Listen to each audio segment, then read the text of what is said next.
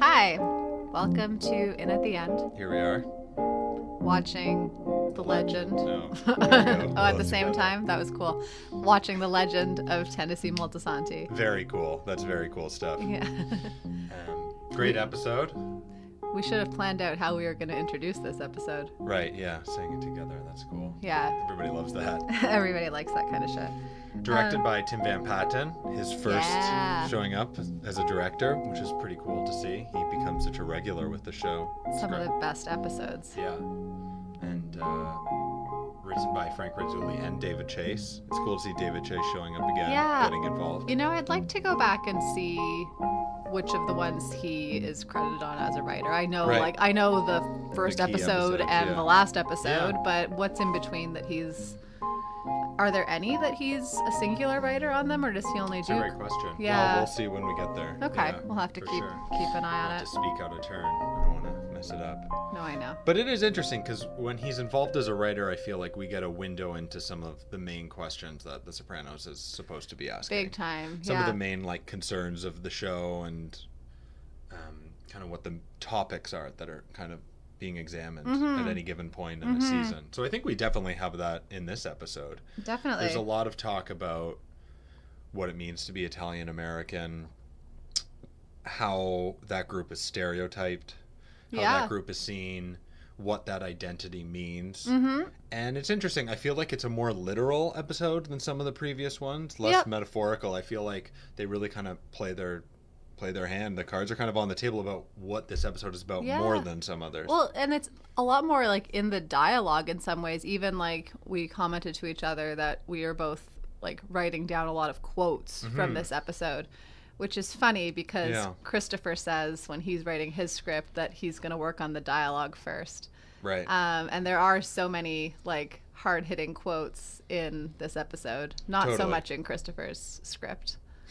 Right. But Does not seem like a great script. yeah, but it's a really dialogue-heavy script. We get characters speaking these things right out loud, right? Yeah. Instead of kind of hinting at them or us interpreting that. Right.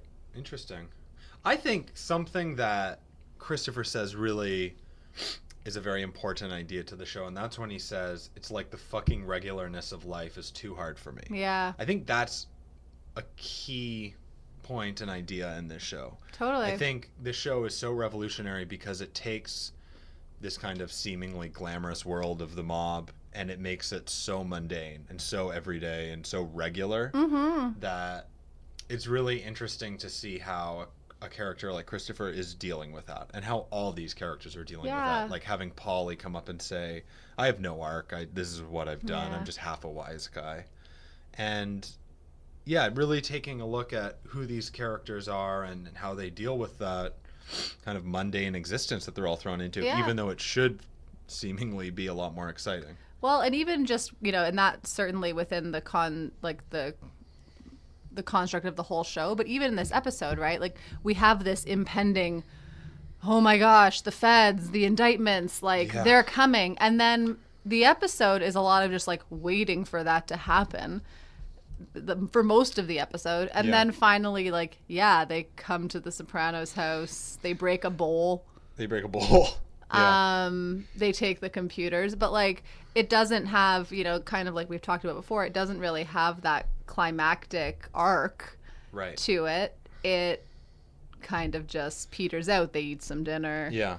you know. And that's something that this show has examined already. It's something that's, you know, I think shows up quite a bit, this idea of anticlimax. And that's something that we have definitely happening in this episode. Yeah. How do we want to talk about this one? Do we want to kind of go bit by bit? Sure. We'll probably come back to this issue of identity because that was central to a lot of the big major Definitely. scenes. But I kind of want to talk about the dream sequence. Yeah, it's a that great. starts the episode. Probably it's the longest dream sequence we've had so far. I don't think it's the longest one that we ever have, though. No. Oh, definitely There's not. some really There's long some really ones. long ones. But Yeah. I think the show is starting to get a little bit more ambitious with what it can do.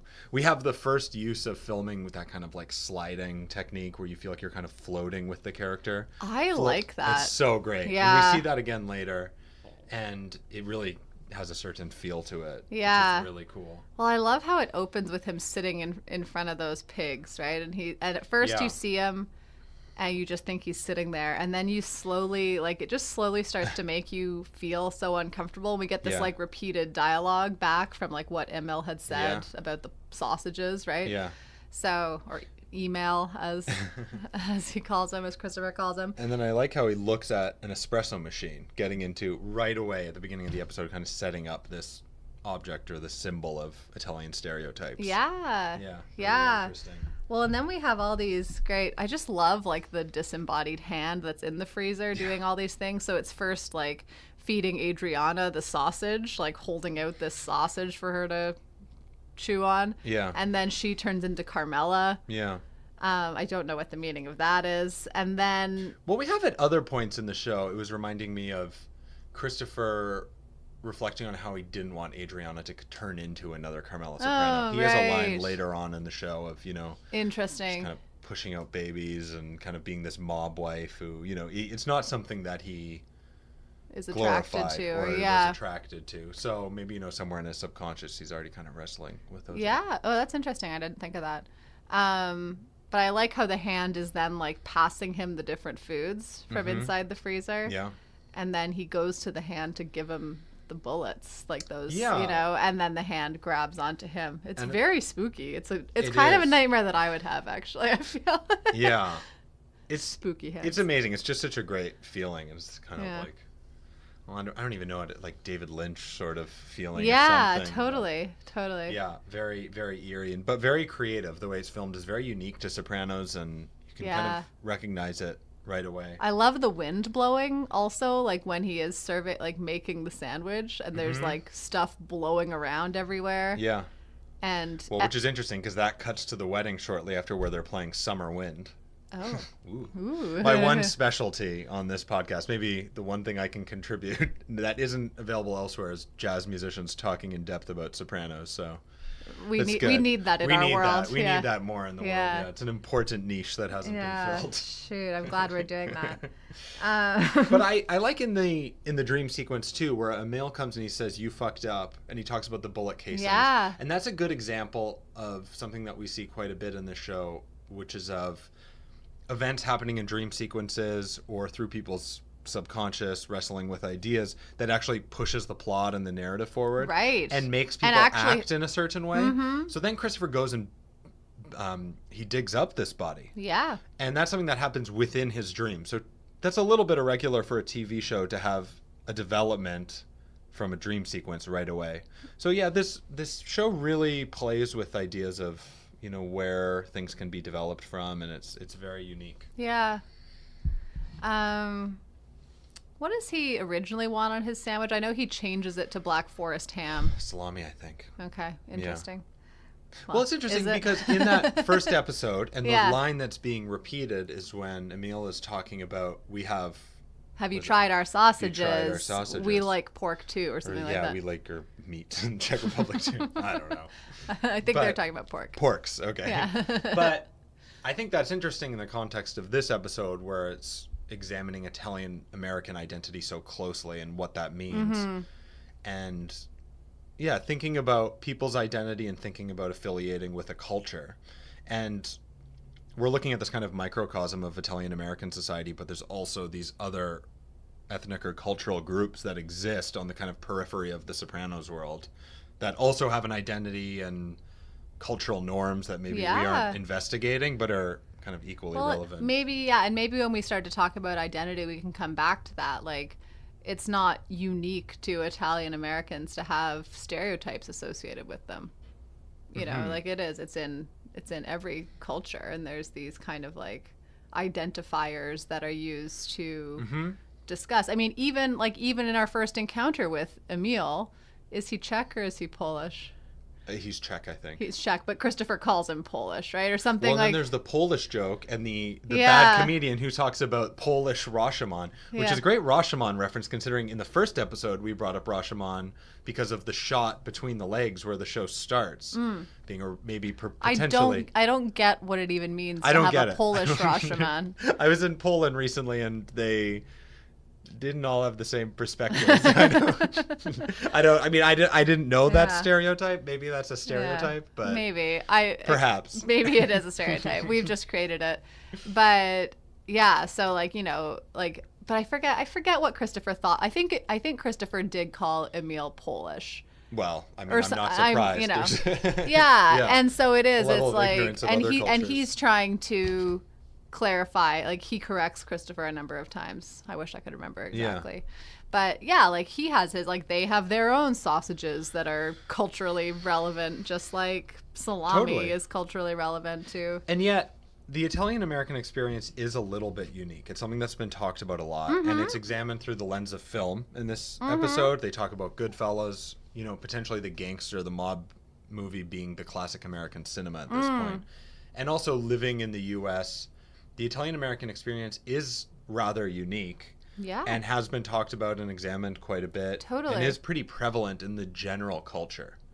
So that was interesting to see the two meals, thinking about the food they were eating. And I think those two scenes kind of embody some of these questions. So, well, I think as you were saying about understanding of the Italian-American experience, like, I think a lot of people think that they have a grasp on what it is to be Italian-American, right? Like, the foods people would, right? It kind of is like what Melfi's son was saying, like, they're gonna, and Melfi's ex-husband Richard, they were saying, like, it's gonna be about Goodfellas, Godfather, and then pizza, right? And like, people do, like, I think people more than other cultures, like, feel free to speak on Italian American culture and like say that they know things about it, right?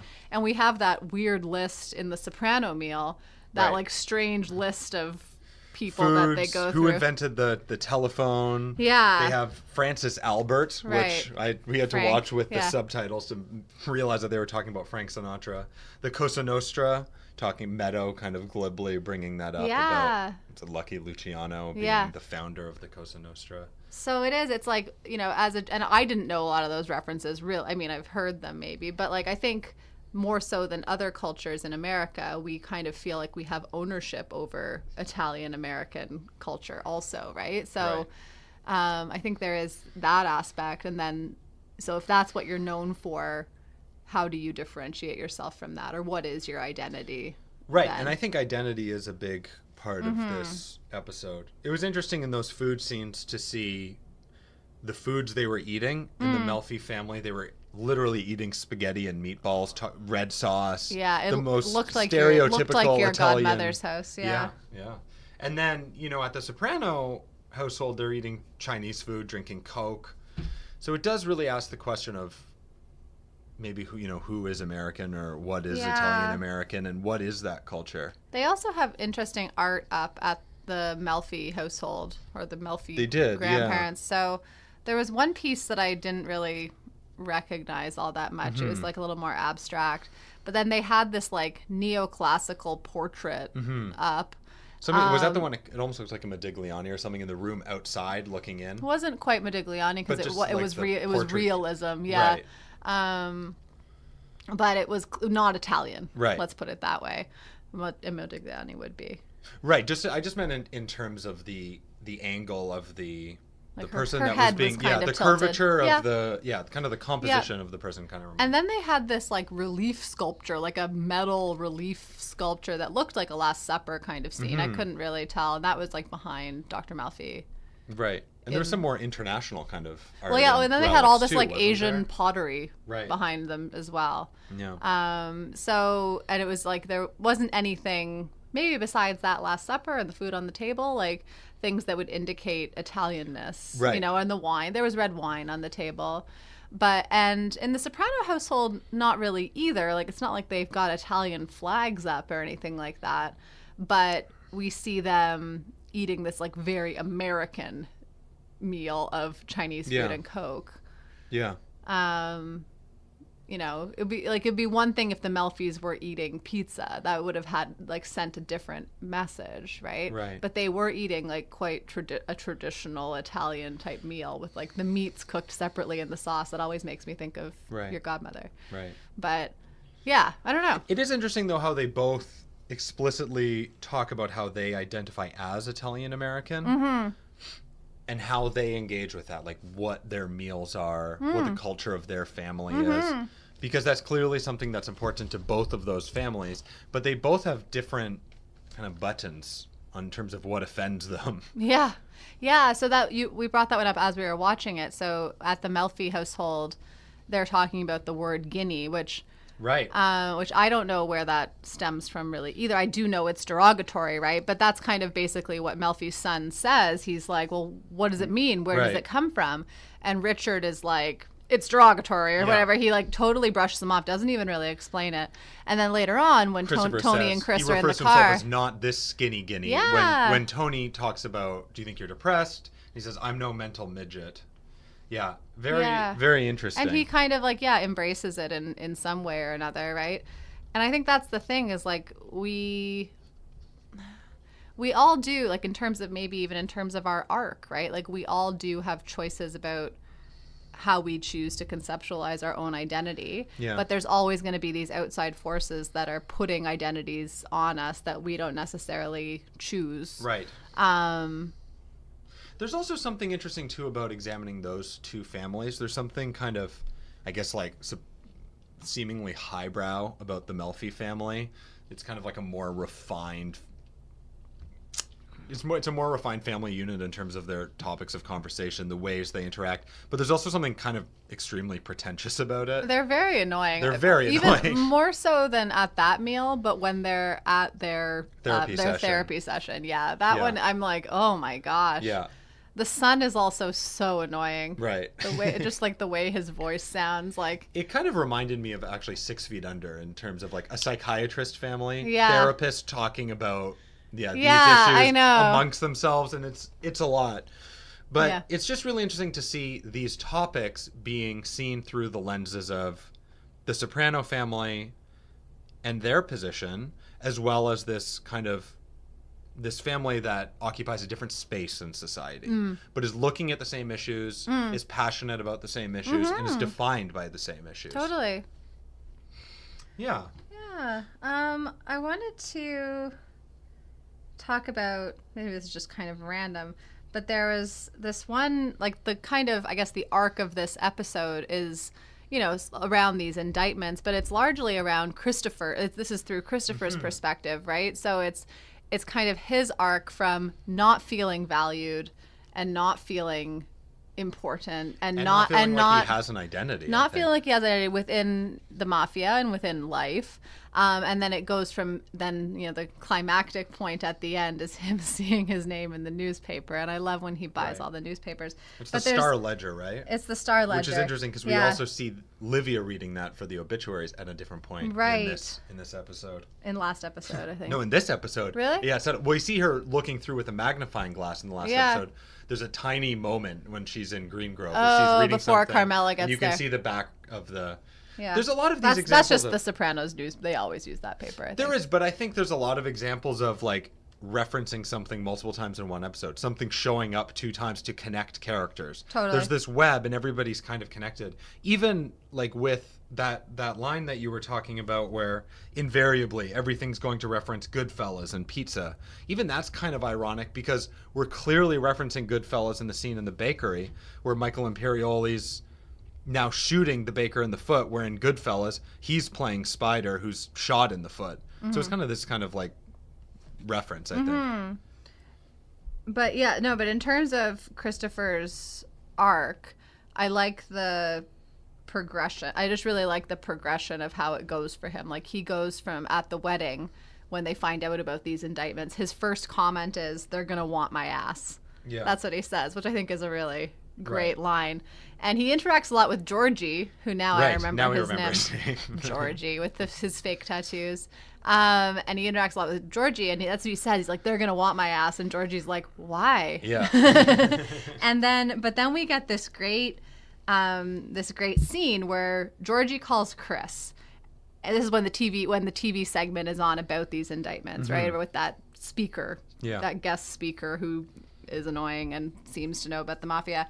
So Georgie calls Chris, and then we see Chris and Adriana watching the show, and there's a cut. Well, we can still hear the what's going on the TV, it cuts to Melfi's home and we see her watching this same segment on TV, which then cuts, again, the audio continues, cuts to Carmela and Tony sitting on their couch watching it. It then cuts back to Chris and Adriana, and that's when they mention Brendan in the episode. And so then Chris is mad and he calls Georgie back. So we have this cycle from Georgie calling him to like him calling Georgie back at the end of that segment. I just thought that was all through this show being played. We have Chris talking about, these things like, where's my arc, and direct quote, like, I've got no identity. Mm-hmm. And it's really interesting to see him talk about that. I think it's also interesting for me to see the introduction of Chris and, to some extent, Polly as a major character. Yeah. And I think this show really thrives and is one of the best examples of a true ensemble show, where there's so many characters that are completely developed and given a lot of attention. Mm-hmm. And in this first season, they've kind of been slowly developing the characters, kind of one by one even. It seems like characters, like each episode kind of gets a new character that gets flushed out a little bit more. Yeah. And this is really Christopher's episode. Totally. And we can see the issues that he's facing and how similar they actually are to Tony's in a lot of way, which references the things we've talked about before of Christopher being another son figure to Tony, and that there's really almost that same father-son relationship and that link between the two of them, perhaps even stronger than exists between Tony and AJ. Yeah. But then we also have this relationship between Chris and Polly that I think is really important. Like, they're important people to each, like, I don't want to say foils to each other, but like they have very separate ways of looking at the world and looking at things, or very different ways of looking at the world and looking at things. So, and I'm shocked at this viewing of how slowly Polly becomes a character, because like it's wild how like patient they are with rolling out these characters. But I like that that's kind of the first interaction that we see between, major interaction that we see between Chris and Polly. Because, of course, we have great episodes that come that are focused on the two of them and their relationship. Well, then that's fascinating, because one of the great episodes, which a lot of people reference as the greatest episode of Sopranos, Pine Barrens, is actually one that Tim Van Patten wrote. Was his first episode that he writes. He comes along later, and they actually reference it in this episode, which is hilarious. When they are digging up a meal, he says, "We'll take him to Pine Barrens." Right. Which is wild, because he actually writes that later on with Terrence Winter. Right. Yeah. So that was funny. Just another kind of like meta reference. Yeah. Well, this whole episode is kind of a meta reference about TV, right? Because we have Christopher writing this script, which is hilarious. Yeah. I love his typos and everything like that. But he's talking about TV, right? He's talking about, it's a movie, I guess, but it's very I don't know what the right terminology to use here, like self-reflective or like meta-critical or something like that, where you have critique of television or of media within your media, and also critique of mafia films, right, within your own mafia TV show, right? So that this is a very like multi-layered episode in a lot of ways. And it's interesting to think of that in the context too of this show getting criticism for kind of slamming and stereotyping and generalizing the Italian American community when it came out and during this time. Yeah. For that reason of portraying them as mobsters. Well, it's funny. We have even we were talking to some friends recently, and we even have people in our life who refuse to watch The Sopranos because they think it's too violent, for example, or because of all these different reasons. Right. But it's I don't know, it's nothing in the show is done without deep thought and knowledge and towards that. And so they are making a comment on the Italian American experience, but they're not trying to reinforce stereotypes. They're trying to push back against those stereotypes, I think, right? It's interesting. I mean, I've had conversations with different people at different times who make a conscious decision to not engage with shows that are violent, to kind of not have that as an aspect of their life. Sure. To kind of not bring that in, and not something that they want to necessarily engage with or have in their home life or their personal life or for their enjoyment. Mm-hmm. The interesting thing about this show is that it's kind of fascinating that a lot of people do see it as a violent show, because it is. There is a lot of violence. There's a lot of casual violence, and it is hard to take. But the different thing about this show than a lot of others is that it's never gratuitous. No. And the use of that violence is never really senseless in terms of its place and purpose in the show. It's always kind of communicating something deeper. Yeah. So, yeah, it's definitely very prevalent, and we have to be comfortable with that. But it also serves a purpose to communicate more. Yeah, well, and in this episode, right, it's like an episode where, we have the one foot shooting, but, right. And we have some, there's definitely, like, different types of violence. We definitely have, like, verbal violence. Yeah. And, oh, man, the scene where Tony is passing Carmela all those guns, and they go from, like, small, like, pistols to, like, I don't know, guns, obviously, but, like, big guns. Yeah. Big guns. And she's just, like... totally nonchalant. She says something like, well, here we go, or something. Well, like and they're wearing their wedding clothes. They're all dressed up. Yeah, they just came back from that wedding. Image, like the image of that scene really kind of summed up quite a bit. Yeah. It's it's really fascinating. It's really, Yeah, that wedding is great too, because that poor bride, right? She's crying because all of a sudden, like, everyone leaves, right? Probably including her own dad. I don't know, like... Right. If I would imagine. He's the one who seemed to know about these indictments, right. which was, I don't know how he found out about them. So it's Barisi, right? Her dad is Larry Boy Barisi. And I think he said that he had, well, he says that there was a copywriter, I think. Someone's Gumar is a Someone's Gumar, yeah, exactly. Yeah. So but I guess he would probably have left the wedding to pack up his guns and money too. I suppose so. Yeah. But that poor girl crying. And when Pussy took back his check. Right. Yeah, saying that he wouldn't have given her a G note if he knew that this was coming, and then he goes and takes the money back. I didn't understand what the word G note meant. 1,000? Yeah. I suppose. Yeah, I don't G. know. I don't know. I don't use these terms. Yeah, well, jazz. you knew. Yeah. You knew what it was. Yeah. I think, okay. Well, I mean, again, the Goodfellas reference is pretty hilarious, also considering the amount of Goodfellas alumni are in the show. All of them, yeah.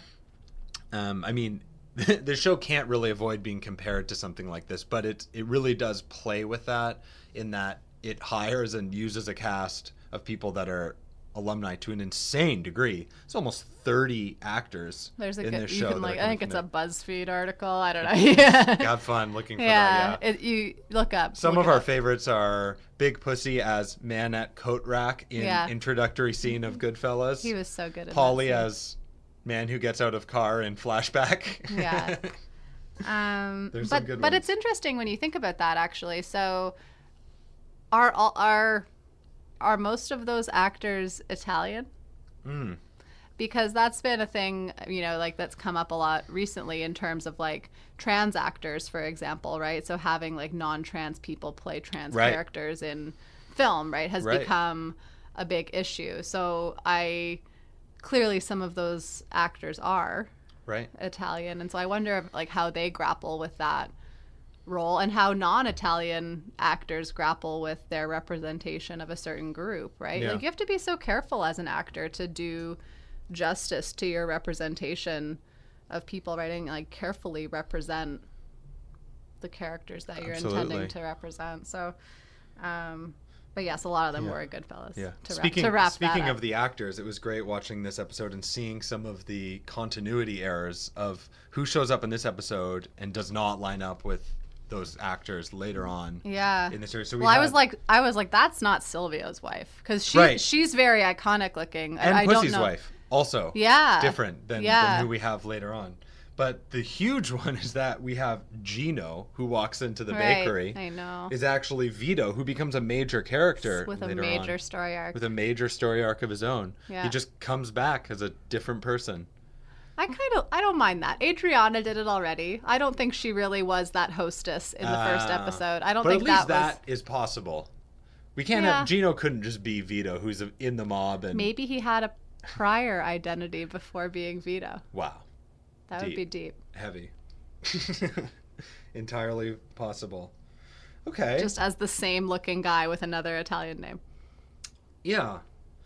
I think there was a few things that I wanted to talk about in terms of, well, maybe starting with Carmela, the way that she interacts with Livia. Yeah. When she goes to Green Grove and is talking to her and convincing her to come out to brunch, and it's actually for the intent of hiding all these guns. Right, and money. I like that scene. And there's something about seeing Carmela all dressed up saying, here we go again, handling weapons and stacks of money, where, again, she's kind of going beyond that line of being complicit in everything. And we realize that she's more aware and she's more involved than maybe she lets on. She is kind of deliberately kept in the dark and is not involved in the business, but she knows more than it seems, in the same way that clearly Livia is a lot more involved and knows more than she puts out there. Mm-hmm. But I thought it was really interesting where she's pushing. Livia knows something's up. Livia says, did he cheat on you again? And then Carmela has to say, you think I have some other agenda? Yeah.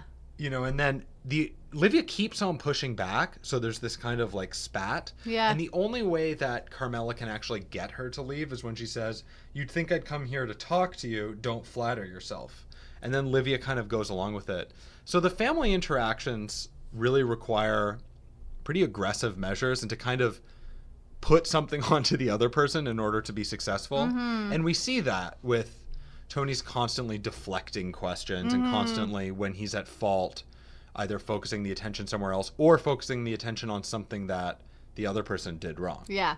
So it's really interesting to see how those characters interact. Yeah, no, and how they learn those behaviors from one another. It's a very for sure. cutting family dynamic. Yeah. I really like when in the car ride, so this is again kind of random, but I'm at random right now.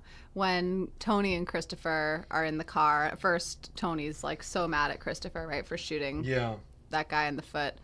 And then he kind of realizes, oh, like he is depressed. And I love how he really mimics kind of the like Melfi's language, or there's like the language of therapy when he's like, does this word cancer pop into your head a little bit, a lot? Like he's like creating this like measure of depression, right? Like it's kind of like those intake exams for if you're depressed or not, right? Right. And I just love kind of like the kind of sheepish way he does it. There's something about it. Yeah. And they actually have, in a lot of ways, like a pretty meaningful conversation, right? I think that's a key part of this episode. You know, that's when... You know, because Christopher prior to that has these two conversations, one with Polly that immediately cuts into one with Pussy, right? So, and that's where he's talking about his identity. He's asking them about how they've experienced this regularness of life, right? Yeah. But it's when he's with Tony that's when he really comes out with that and says, like, I just think the fucking regularness of life is, you know. So that's interesting, because that comes shortly after a pretty key line that we get from Richard. Right. Dr. Melfi's ex-husband, where he says, eventually you'll get beyond psychotherapy with its cheesy moral relativism, and finally you'll get down to good and evil, and he's evil. And then we get that shot of Tony right after that with his two sides of his face. Yeah. What I think is interesting is, in the same way that we have these kind of key plot developments happen in dreams, I think some of the key issues of the show are introduced by the lesser characters. So Melfi's family is constituted of not the most important or interesting characters, and Richard is not the most interesting character that we need to invest all of our attention towards. But it's interesting that he's the one who comes up with that idea kind of for the first time in the series at this point, which I think is a key part of this show. And that's that there are questions of morality and good and evil in this show. And I think that there is, outside of moral relativism, kind of this something that Tony cannot break out of.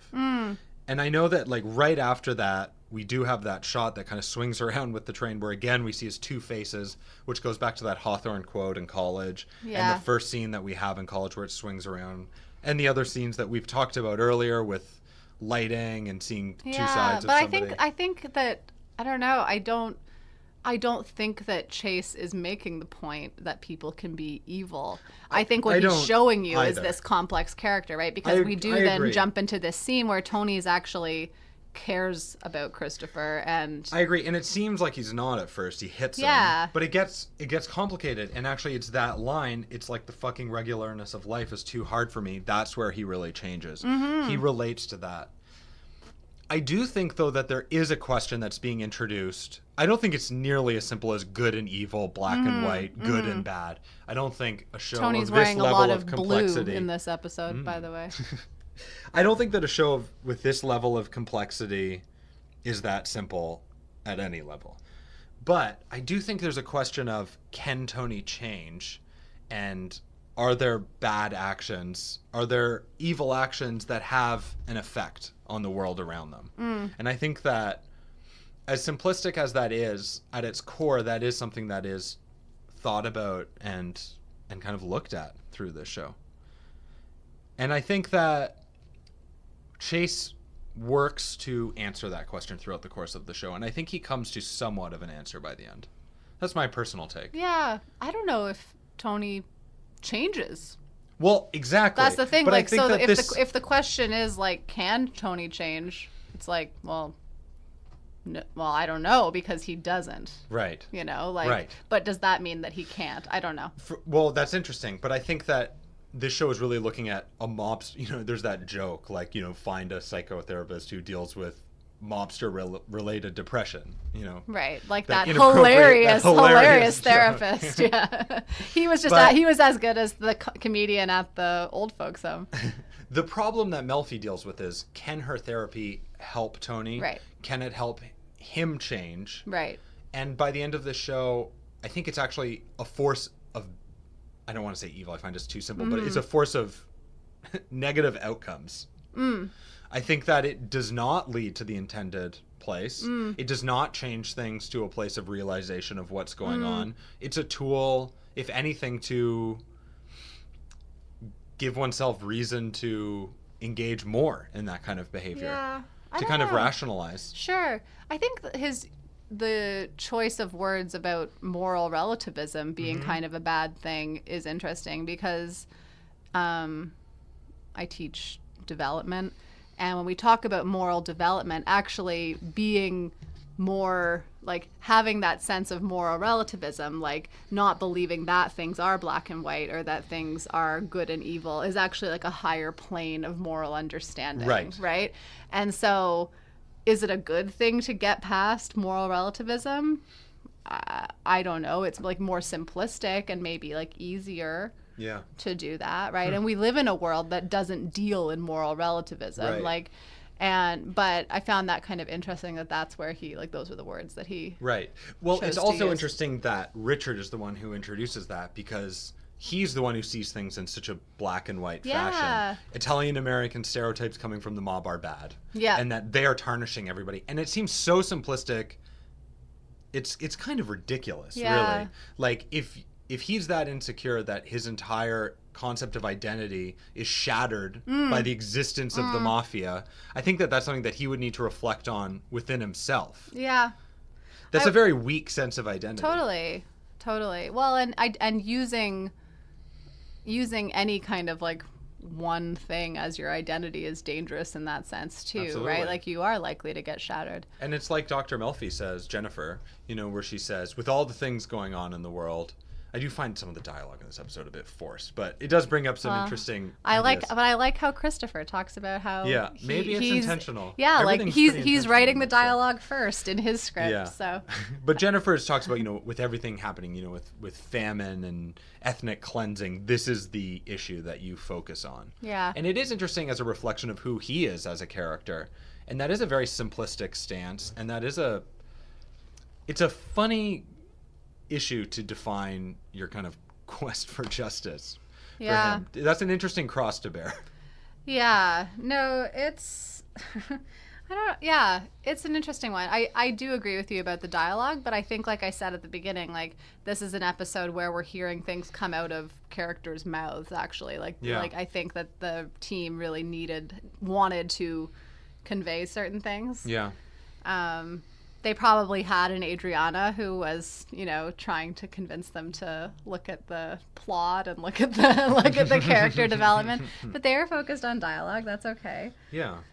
I I don't really have too much else to talk about, really. I wanted to briefly kind of comment on Agent Harris coming to the back door of the Soprano house, and just I like that actor. I don't know his name. Oh, we've looked it up. I know. He's great. He hasn't been in as many things as you might have thought. He has a face or something where I feel like I recognized him every time when I first saw the show, but I don't know if I have. I think we've seen him in something. We'll have to look that up. He's shown up in some things. But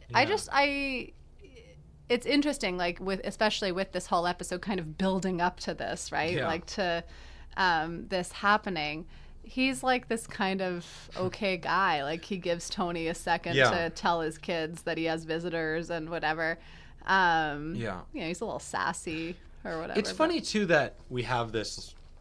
We feel like we're building to a climax of indictments. The FBI comes, and it ends up culminating in another issue of Identity, of Italian American Identity, with Grasso, I think his name is, drops a bowl, and Tony says something to him. I wish I knew what he said. Something in Italian. Yeah, I don't know what he says. Something pretty offensive, I'm pretty sure.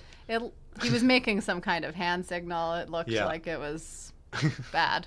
Yeah. Yeah. But it's interesting how we end up circling back to the same issues that are being talked about throughout the entire episode. Yeah. There's no fireworks of a big, indictment or finding evidence. There's a bowl that breaks. Yeah. There's a bowl that breaks. Yeah. That the agent says that they'll pay for. Yeah. It's kind of like when AJ doesn't have a fight and there's yells of boo. Boo. Yeah. Another great example of anticlimax. Yeah. There are a couple small things that I was thinking and noticing. We have Christopher's apartment, when we see it before they go in there, is on Jefferson Avenue, which is obviously the band with White Rabbit in the previous episode. But also in the flashbacks, we see that they're on Jefferson Avenue. Mm-hmm. So there's definitely a link between Christopher, where he is, and Tony, and where he comes from. And I think that perhaps maybe strengthens the bond between them as father and son. There's another connection there. Yeah. There's another connection between not only the depression, but there's a lot of things that they're wrestling with that are quite similar. And in some ways, I think that Christopher really is like the true son figure to Tony. AJ is more detached from that because he's in the generation down where a lot of these values and connection to the mob has been very watered down by being in the technology or the information age. Right. Yeah. And also by just... I love when he misspeaks anarchist as antichrist. Right. And then like the conversation kind of goes off the rails. Like, how could like there be two antichrists? Yeah, Meadow's like, how could there be two antichrists when there's only one Christ? And he's like, so? Yeah. And then I think he says, why don't you shut the fuck up? There's something actually about that dialogue that is so believable about a family talking. Yeah, like it totally derails the whole shows. Conversation. The other line that I forgot that I wanted to bring up was when he's like, he wants to hide Carmela's jewelry also. And then the thing about her engagement ring, and she's like, this isn't stolen. Yeah. And like, it clearly is. Right. Yeah. One big thing that happened, so I had two thoughts of things that happened near the end. One is, obviously, there's a huge moment where Livia reveals to Corrado about Tony being in psychotherapy and says, I don't want there to be any repercussions. And she gets cut off but kind of says, like, do I need to spell it out? Don't make me say it again. And the way that we've seen her interact with people, those kinds of statements of what she doesn't want, it's hard to not interpret them as that's exactly what she does want, which is terrifying. She like puts it in your head. Like she like he wasn't thinking about repercussions.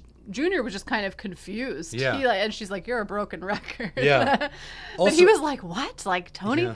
Like he wasn't thinking about repercussions. She put that into his head. It's also another great example of another scene at Green Grove where we have key plot development with something rather absurd going on in the background. Yeah. So we've had meetings before with a sing-along choir. Now we have this hilariously horrible comic.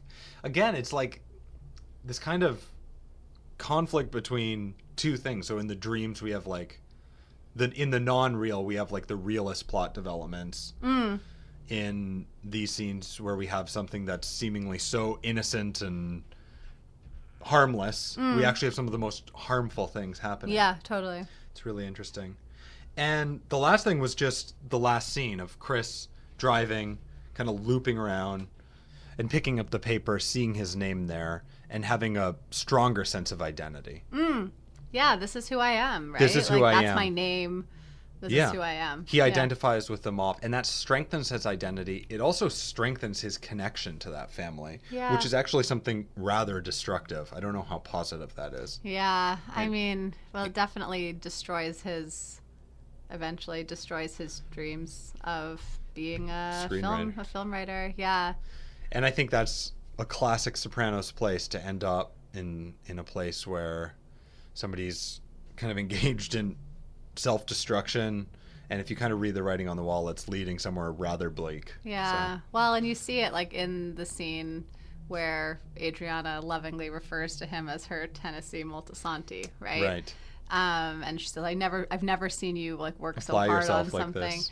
Yeah. But the Tennessee Moltisanti thing is really interesting because he's considered to be like the most American of American playwrights and Tennessee writers, Williams. right? Well, yeah, sorry. Not Tennessee. Yes, I mean, his dialogue was very good in this Tennessee episode. Moltisanti, yes. It was very impressive. No, but I mean, like, just the fact that, I mean, Adriana's obviously, well, we don't know it yet if we're first-time watchers, but she's an extremely smart character. Absolutely. And so, like, her reference to that, but it's like, you know, when we think about, like, plays like A Streetcar Named Desire or Cat on a Hot Tin Roof, it's these, like, very Americana kind of... Yeah. You know, different facets of it. But I just thought that was an interesting choice. And especially, like, in terms of, like, you know, who are you and what's your name, right? It's actually a pen name, Tennessee Williams. I think his last name actually is Williams, but his name wasn't Tennessee. It kind of gives Christopher this pen name for his, you know, for him not being in the mob, for him being this other person, for him being this aspiring film writer. And Tennessee Williams is actually interesting too, because that's an example of an artist who actually kind of elevated his craft for his country. Yeah. He kind of created a American style. Playwright. Yeah, and people kind of associate that country with his works. Totally. Which is a rather profound thing to do. And also really interesting to think about identity Italian and shaping identity, what it means to be American. What American output is, what that feels like, what that sounds like. Yeah. So maybe if Chris... We'll watch. I said we were leaving it on a bleak place. Maybe in the next episode, Chris will keep working at it, go to film school. He mentions his cousin, by the way, in L.A. The D-girl. The D-girl, Yeah. Well, I think, is it his cousin's girlfriend? Oh, yeah, his cousin's girlfriend. Someone's girlfriend. Yeah. These are some very subtle, unnecessary, and... things to know about. Pretty unnecessary Sopranos trivia points. Yeah. So, on that note, we're looking forward to coming back next week for, I think, Boca. Where Christopher learns how to write a great movie. And, and everyone is great. And everybody does great. Yeah. Can't wait. Yeah. Can't wait. We'll see you then. Thanks for listening, and see you next time.